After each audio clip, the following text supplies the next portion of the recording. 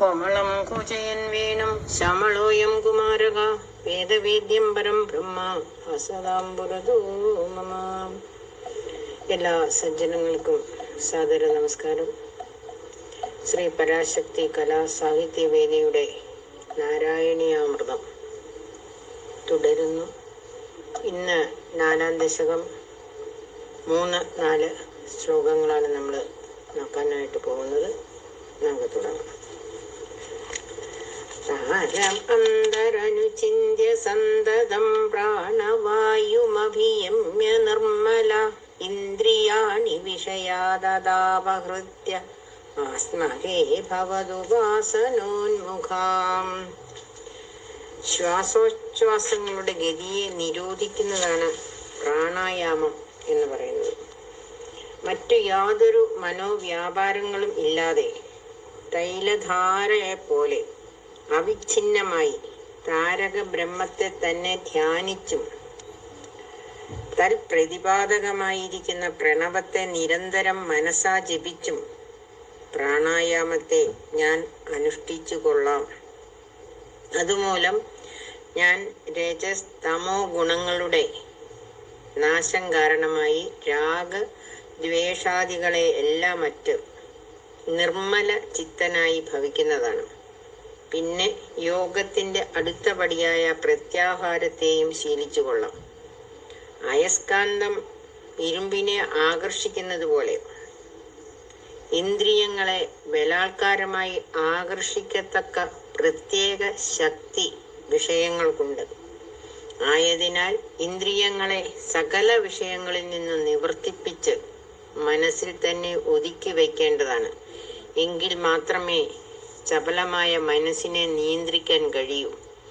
അങ്ങനെ ധാരണ, ധ്യാന, സമാധി രൂപങ്ങളായ യോഗ സാധനകളെ ചെയ്ത് ഭഗവത് ഉപാസനയ്ക്ക് അങ്ങയുടെ കൃപയെ പ്രതീക്ഷിക്കുന്നു. പ്രത്യാഹാരത്തെ അഭ്യസിച്ചും ഇരുന്നു കൊള്ളാം. പ്രത്യാഹാരത്തിന്റെ ഫലം ഇന്ദ്രിയ ജയം ആകുന്നു. അടുത്ത ശ്ലോകം. അസ്ഫുടേവ ഭുഷിതേ പ്രയത്നദോ ധാരയേമധിഷണാം മുഹുർമുഹു തേന ഭക്തിരസമന്തരാദ്രതാം ഉദ്വഹേമ ഭവദംഘ്രി ചിന്തകാം.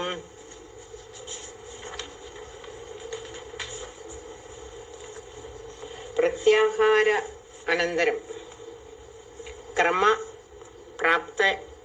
പ്രാപ്തയായ ധാരണയാണ് പറയുന്നത്. മനസ്സിനെ മറ്റു വിഷയങ്ങളിൽ പ്രവേശിക്കാതെ നിരോധിച്ച് ഒരേ ലക്ഷ്യത്തിൽ നിർത്തുകയും ആ സ്ഥിതിയിൽ തന്നെ വെച്ചുകൊണ്ടിരിക്കുകയും ചെയ്യുന്നതാണ് ധാരണ. വളരെ കാലത്തെ നിരന്തര അഭ്യാസം കൊണ്ട് മാത്രമേ മനസ്സിനെ ഒരേ വിഷയത്തിൽ സ്ഥിരമാക്കാൻ കഴിയൂ. ആയതിനാൽ ഞാൻ എൻ്റെ മുൻപിൽ പ്രതിഷ്ഠിക്കപ്പെട്ട അങ്ങയുടെ ദിവ്യ വിഗ്രഹത്തിൽ മനസ്സിനെ ഏകാഗ്രമാക്കി ധാരണയെ അഭ്യസിക്കാം. അത് സിദ്ധമായി കഴിഞ്ഞാൽ തന്നെ ഹൃദയ കമലത്തിലോ ശിരോമധ്യമായ സഹസ്ര പത്മത്തിലോ അസ്പഷ്ടമായ അങ്ങയുടെ ദിവ്യ രൂപത്തെ സങ്കല്പിച്ചും കൊണ്ട് എൻ്റെ ബുദ്ധിയെ വളരെ പ്രയാസപ്പെട്ട് ഉറപ്പിച്ചുകൊള്ളാം. മനസ്സ് പരമ ചപലമാകയാൽ വിഷയാന്തരത്തിലേക്ക് കൂടെ ചാടി പുറപ്പെട്ടേക്കാം. അപ്പോൾ മനസ്സിനെ സുസ്ഥിരമാക്കി തീർക്കണം എന്ന് ഉദ്ദേശിച്ചുകൊണ്ടാണ് പ്രയത്നത മുഹുർമുഹു എന്ന് പറഞ്ഞിരിക്കുന്നത്. ധാരണയെ ശീലിച്ച് അങ്ങയുടെ പാതാരവിന്ദങ്ങളെ തന്നെ സർവദാ ചിന്തിച്ച് അങ്ങയിങ്കൽ പരമപ്രേമ സ്വരൂപമായ ഭക്തിരസത്തെയും മനസ്സിനുള്ള ആർദ്രതയെയും പ്രാപിക്കുന്നതാണ്. അങ്ങനെ പരമ ഭാഗവതന്മാരായി തീരുകയും ചെയ്യും എന്ന് പറഞ്ഞുകൊണ്ട് ഇവിടെ ശ്ലോകം അവസാനിക്കുന്നു. നമുക്ക് ഇന്ന് നിർത്താം, ബാക്കി നാളെ. ഹരേ നാരായണ ഹരേ നാരായണ ഹരേ നാരായണ ഗുരുവായൂരപ്പ.